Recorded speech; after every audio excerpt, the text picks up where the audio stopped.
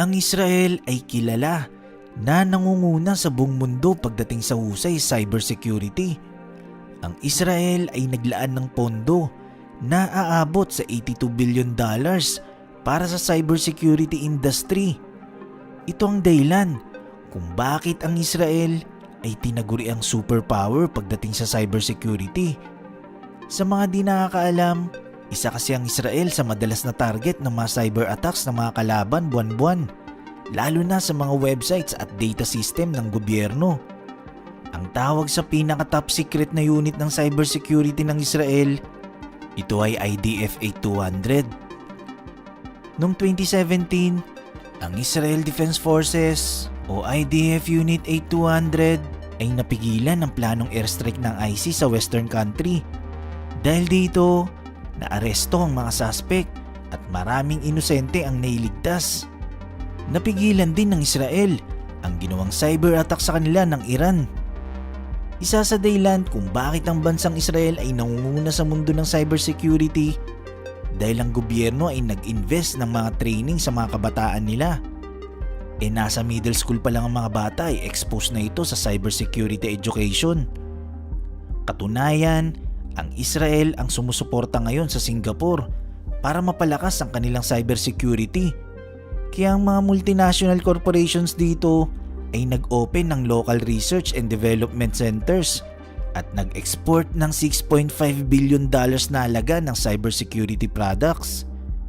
Pero paano nga ba nagsimula ang Israel bago ito mabansagan na superpower pagdating sa cybersecurity? Ang gobyerno ng Israel ay suportado ang cybersecurity program.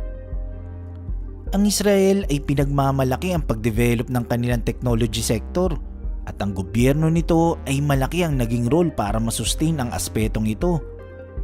Ang gobyerno ng Israel ay malaki ang naging parte sa mabilis na paglago ng cybersecurity industry.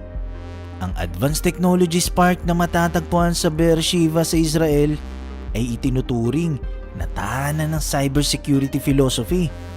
Siyempre, para makamit ang objectives ng bansa bilang major source ng mga expertise at talent sa cybersecurity, ang Advanced Technologies Park ay nagawang maka-attract ng mga multinational corporations tulad ng Oracle, Dell, IBM at Dutch Telecom para sa kanilang research and development centers.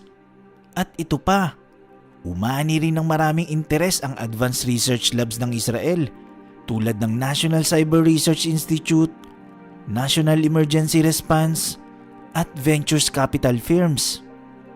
Cybersecurity training sa mga eskwelahan. Ang Israel ay malaki ang respeto sa kanilang human capital dahil dito sila nag-i-invest ng karunungan para sa kanilang ambisyon, skills at expertise para maging technologically empowered sila. Ito ang primary aspect ng cyber defense platform ng Israel. Sa pamamagitan ng malawak na programa at investments ng mga private sector at gobyerno, ito ang nagtulak sa bansang ito upang maging bahagi ang cybersecurity sa academic ng mga estudyante. Taong 2013, noong ang Ministry of Defense ay bumuo ng national program para sa lahat ng high school students na interesadong matuto sa cyber world. Ang cybersecurity ay pinagtuunan talaga ng pansin ng Israel, na kung saan ang edukasyon sa cybersecurity ay nag-uumpisa pa lang sa middle school sa Israel. Ang Israel lamang ang kaisa-isang bansa sa buong mundo na nagtuturo ng cybersecurity sa kanilang mamamayan. Hindi lang yun, dahil karamihan sa mga university sa Israel ay nag-o-offer din na undergraduate specialization pagdating sa internet security. Ito ay para mailabas ang potensyal ng kanilang mamamayan at magamit sa cyber defense unit ng Israel. Sa ngayon, ang Israel ay mayroon ng 6 research centers na dedicated sa cybersecurity. Advanced na pag-iisip.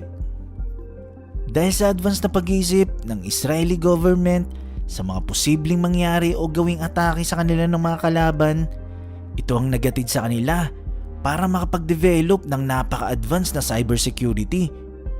Ang Israel Space Agency ay naipag-isa sa National Cyber Initiative Task Force at National Council for Research and Development para makabuo ng ecosystem na magbibigay alerto sa mga otoridad ng mga kinakailangang impormasyon para kung sakaling mangyari ang hindi inaasahang threat sa internet, alam na agad nila kung ano ang gagawin. Bahagi ito ng pagdevelop para maging advance ang kakayahan ng kanilang military. Since nung naitatag ang State of Israel noong 1948, ang primary focus ng Israel ay makapag-develop ng advanced military capabilities. Ang bansa ay nag-invest ng maraming pera at resources para makapag-develop ng powerful military at defense organization. Dahil sa sobrang taas ng technology ng cyber defense ng Israel, ang military ng bansa at cybersecurity defense ay mabilis pang lumalago. Ano-ano nga ba ang kayang gawin ng cybersecurity ng Israel bukod sa ginagamit nila itong pandepensa laban sa cyber attacks ng kalaban? Actually, may kakayahan din ng cybersecurity ng Israel na iyak ang kahit anong device, machine, factories, power plant, government data at marami pang iba. Basta connected dito sa internet, kaya nila itong ma-hack. Kahit nga ang mga kotse na mayroong wifi na halos common na lang sa lahat ng sasakyan ngayon, kayang-kaya nitong kontrolin. Ang Israel ay isang maliit lang na bansa na napapaligiran ng mga bansang gusto ito pabagsakin. Kaya ang bansa ay hindi tumitigil sa pagde-develop ng creativity para mapunan ang kakulangan ng kanilang resources. Kaya ang Israel ay kinakailangan ng patuloy na pag-surveillance sa kanilang mga kapitbahay na bansa. Ang cyber industry ng Israel ay nakarely sa pinagsama-samang talino at utak ng mga taong nagsiserve sa bansa sa iba't ibang security agencies ng military. Ang military services ay mandatory sa karamihan ng Israeli citizens at ang isa sa pinakamalaking parte ng Israeli Defense Forces ay ang kanilang cyber and intelligence units.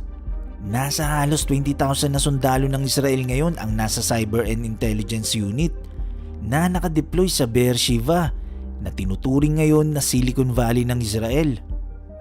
Ang IDF Unit 8200 na nabanggit ko kanina ay isang top secret agency ng Israel. Ito ay tinuturing na Elite Cyber and Intelligence Division ng Israel. Hindi lang sila basta-basta nagpo-provide ng depensa at security sa bansa, kundi sila ay responsable sa isa sa pinaka-aggressive na cyber attack sa kasaysayan. Ito yung nung nagsagawa sila ng cyber attack noong 2010 sa nuclear program ng Iran. Maraming agent ang Unit 8200 o tinatawag na Israeli Intelligence. Karamihan sa mga agent na ito ay nasa iba't ibang lugar. Literally, nasa teritoryo ito ng mga Palestinians para mag-surveillance. Ito ang dahilan kung bakit alam ng Israeli Defense Forces kung nasaan ang headquarters ng matataas na opisyal ng Hamas at Jihad fighters, kung saan nakapwesto ang kanilang military, at kung saan ang eksaktong lokasyon ng kanilang ginawang tunnel na naging target ng Israel nung sumiklab ang palitan ng pagbomba nito sa Hamas ng Gaza.